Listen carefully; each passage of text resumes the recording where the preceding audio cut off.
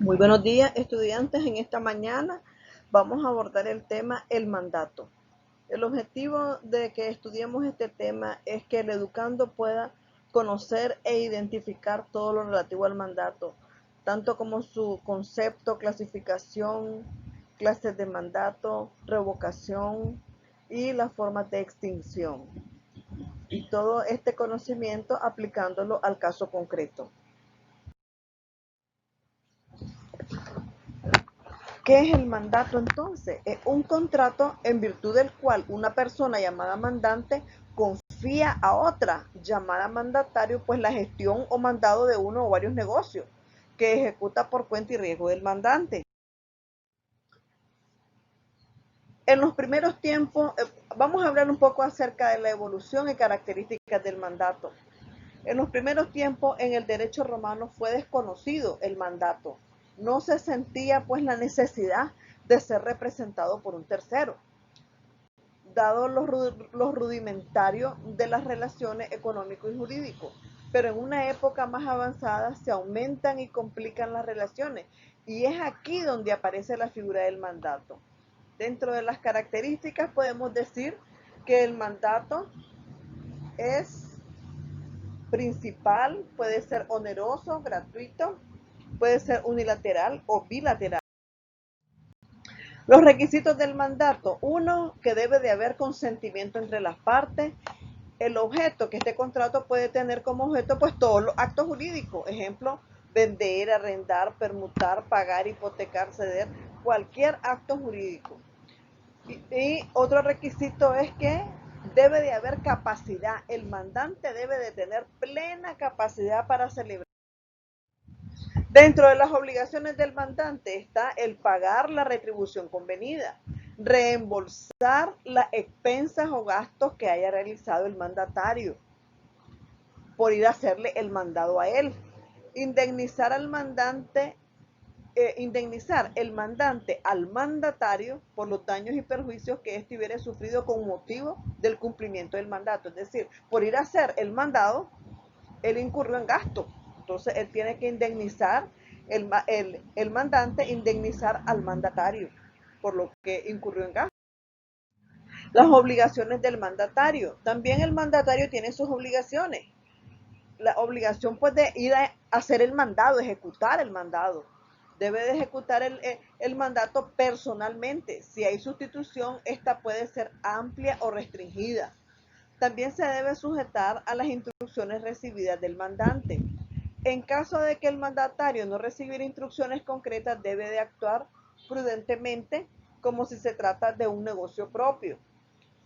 Debe rendir cuenta acerca de la ejecución del mandato. Cabe destacar a su vez que el mandatario exige por condiciones propias de las cuestiones patrimoniales que estemos adecuados a realizar dicha tarea. Pero ¿cómo termina el mandato? El mandato puede terminar, uno, por el agotamiento natural, es decir, porque se terminó, ¿verdad? O se cumplió el objeto por el cual fue creado. El vencimiento del plazo, la conclusión del negocio para el que se otorgó el mandato, ¿verdad? Por la rescisión del contrato o causa del cumplimiento de una de las partes, por nulidad del contrato, porque se revoque también. Hay países en los cuales existen figuras del mandato irrevocable. No es el caso de Uruguay, donde siempre el mandato puede revocarse. Este es el artículo 2087 del Código Civil de la República Oriental de Uruguay. También se revoca, se termina, perdón, el mandato por la renuncia del mandato, por la voluntad unilateral del mandatario y también con la muerte del mandante o del mandatario.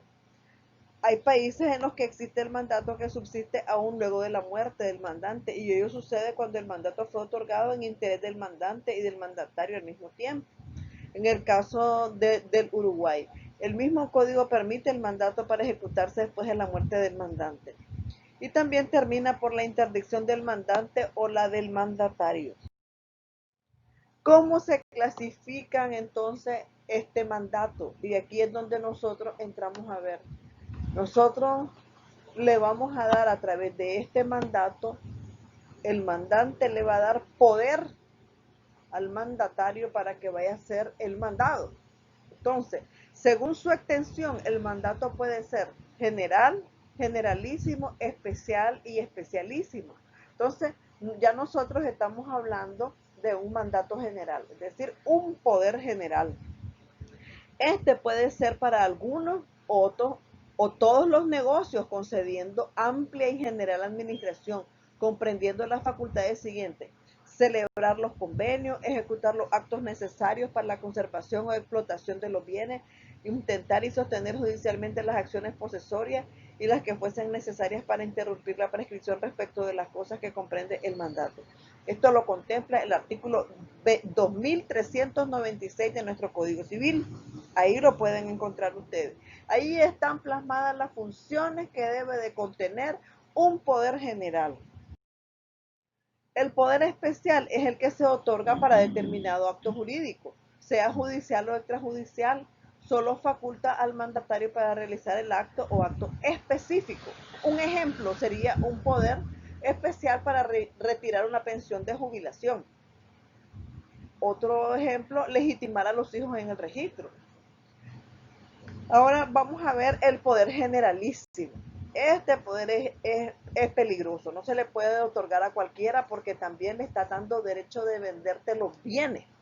Es un poder para todos los negocios y concede al mandatario la facultad de ejecutar todos los actos que pudiera hacer el mandante, excepto lo que conforme a la ley se puede hacer el poder dante. Esto lo establece nuestro artículo 3295 de nuestro Código Civil. Vamos a hablar sobre el poder especialísimo. La ley lo exige para determinados casos y eso lo establece el artículo 3358. Se necesita poder especialísimo, por ejemplo, para contraer matrimonio en nombre del mandante.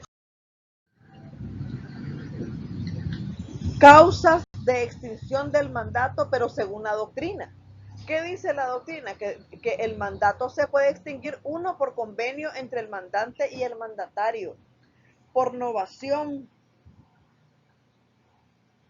es decir, por cambio del acreedor o del deudor, por transacción celebrada entre el mandante y el mandatario, por confusión en una misma persona, las calidades de mandante y mandatario, por caso fortuito y fuerza mayor, por ejemplo, si se destruye el negocio que administra el mandatario, por nulidad. Las causas de extinción del mandato según el Código Civil y según de acuerdo a nuestro Código Civil contemplado en el artículo 3345. De acuerdo a nuestro Código Civil, el mandato se extingue, uno, por el desempeño del negocio para que fue constituido; dos, por la expiración del término o por el evento de condición prefijada para la terminación del mandato; por la revocación del mandato; por la renuncia del mandatario; por la muerte del mandante o mandatario; por la quiebra o concurso del mandante o mandatario; por interdicción del mandante o mandatario; por la cesación de las funciones del mandante si el mandato ha sido dado en ejercicio y por razón de ellas. Eso es en cuanto a lo que establece nuestro Código Civil de cómo se va a revocar este mandato. Existen también otras clases de revocaciones. La revocación puede ser total o parcial y así lo establece nuestro artículo 3348 y dice que el mandante puede a su arbitrio revocar total o parcialmente el mandato. También la revocación puede ser expresa o tácita, así lo establece el artículo 3347. Y dice que es expresa cuando el mandante expresa su voluntad de terminar el mandato. Y es tácita cuando el mandante realiza el mismo negocio o se le encarga a otro. Eso es todo, jóvenes, en cuanto al tema del mandato. Muy buenos días. Rápido.